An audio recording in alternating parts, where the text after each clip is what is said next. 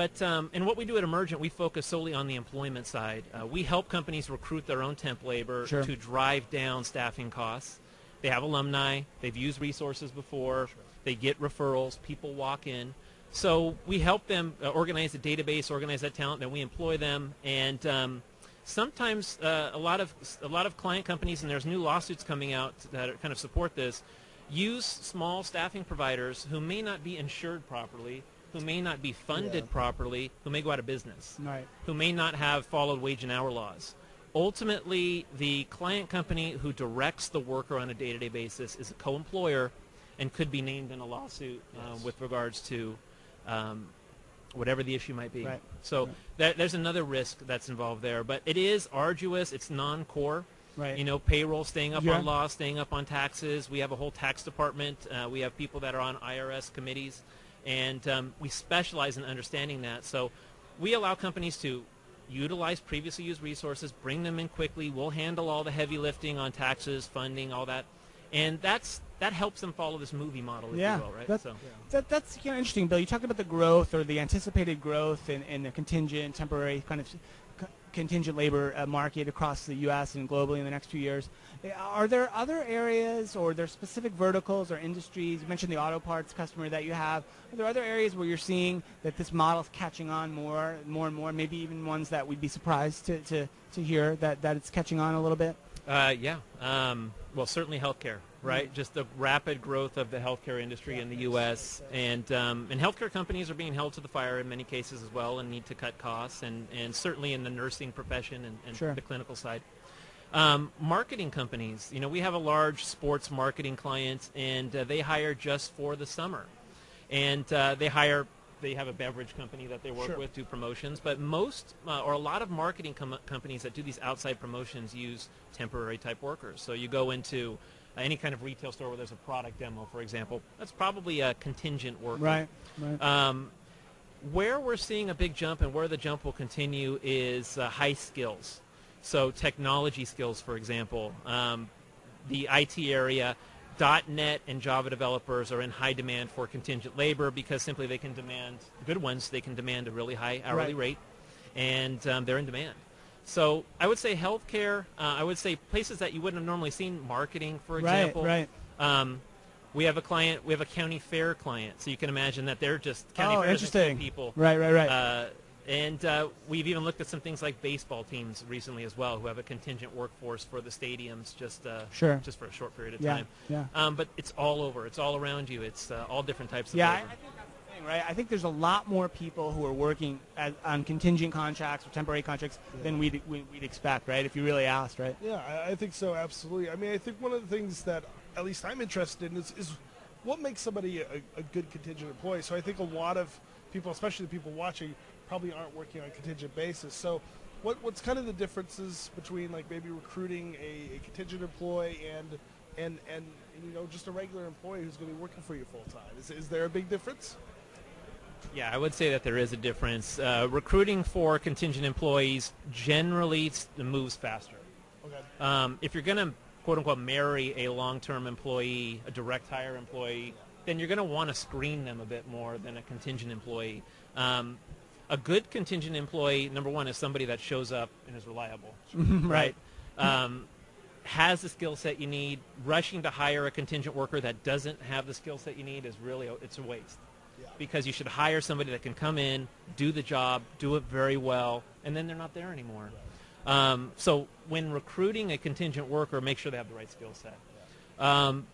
It's not a shame for them to have bounced around. If you're going to bring in a certain skill set, why not bring in some experience from maybe even a competitor with them?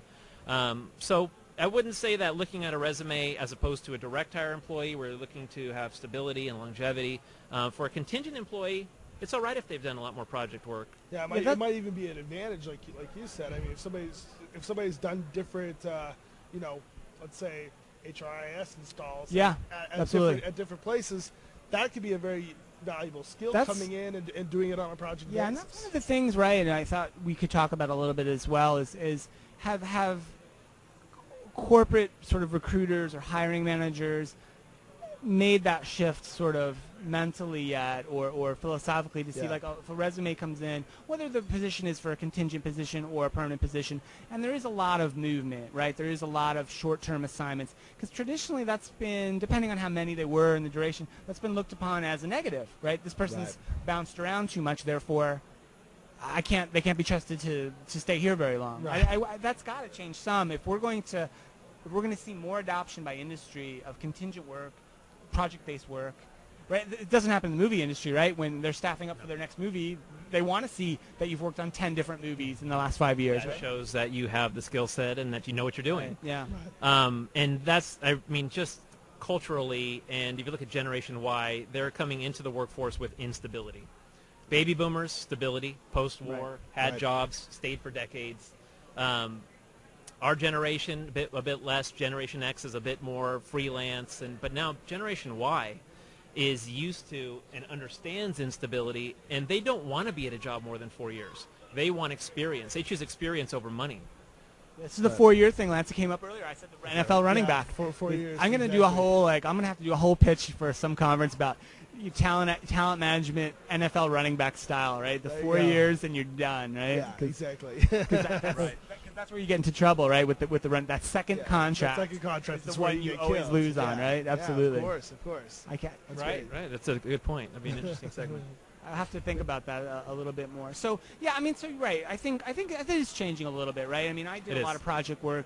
I was an independent consultant for a long time, but even then, though, right? Even back then, as an independent, I thought for some reason, I guess maybe it was just stability of a paycheck or something, but I felt like a contract I could get that was 6 months was superior to one that was going to be 2 months, and I probably didn't think it through in terms of the skills, the actual work I'd be doing. I just was thinking more about that 6 months. I got this time. I can put it aside. I know I've got this contract during that time, and I don't have to worry about finding another contract, right? Okay. There was some of that as well, right? Yeah, and knowing your background, I think that, and for those people that are watching that may be contingent workers or maybe project-based workers, the challenging thing about being one of those types of workers is constant marketing, constant networking, personal branding.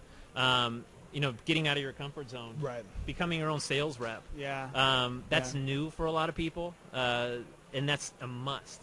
Because in the movie industry, where they recruit based upon who you know, the assistant AD is going out finding their crew and so forth. You really have to have the contacts in the network to do that. So that's a challenge for a lot of workers who aren't used to selling themselves or even don't want to sell themselves. But that's a skill set they have to learn, and I think that your background does show in your career. It seems like you've been a project-based worker quite a bit. A fair bit over time, absolutely. I was independent for a long time as well. And a lot of promotions. The personal branding thing is I've got that nailed down. People talk about that a lot in our industry as a huge asset for employees to really do. So I think regardless of whether you're going for long-term employment or contingent, I think having that strong personal brand where you can always kind of fall back onto that and say, you know what, here's, I'm the best at doing this, or I am, people know you for that. It's going to be the same thing. It's really important in this new workforce that we're going to see in the future is having that ability for personal branding.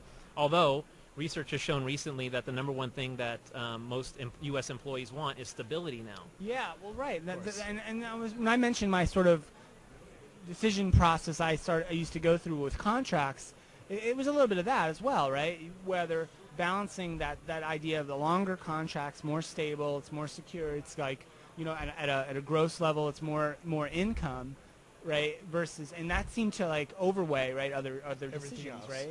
Whether it was skills or the project or the company and things like that. Not always, but I think that balance is tough, and I think maybe for a lot of people, that's tough to the default of I want a more secure position, no matter what it is still pretty prevalent. Right. Yeah. I mean, that's natural, right? It's human nature. Yeah. Right. But it's just not happening as much as it used to. Yeah. For the workers.